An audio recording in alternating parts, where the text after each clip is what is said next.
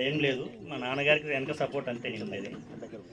తర్వాత ఈ ప్రోగ్రాంకి విచ్చేసిన ఈ ప్రోగ్రాంకి ముఖ్య కారకుడైన సైదులు గారికి, వేదిక అలంకరించిన రమేష్ గారికి, సత్యనారాయణ గారికి, శ్రీను గారికి, కొండయ్య గారికి, అట్నే ఈ కంపెనీ డైరెక్టర్స్ అందరికీ నా హృదయపూర్వక నమస్కారాలు.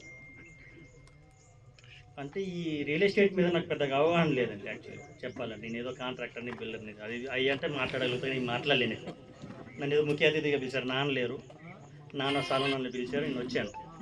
ఇంకోటి ఏంటంటే నేను చూసిన అనతి కాలంలో అంటే తక్కువ ఒక 10 days టైం ఆయన ఆఫీస్ ఓపెన్ చేయడం ఇవన్నీ చూసిన తర్వాత ఆయన స్పీడ్ నాకు బాగా నచ్చింది. ఇంకోటి ఏంటంటే ఈయనతో పాటు ఈయన ఒక్కడే ఎదగడం కాదు, ఈయనతో పాటు 10 మందిని పెంచాలి, నాతో పాటు ఇంకోళ్ళు ఆర్థికంగా ఎదగాలి అనే ఆలోచనతో ఈయన ఈ పెద్ద కంపెనీ పెట్టిన వారం రోజుల్లో మళ్ళీ ఒక పెద్ద వెంచర్ పెట్టాడు.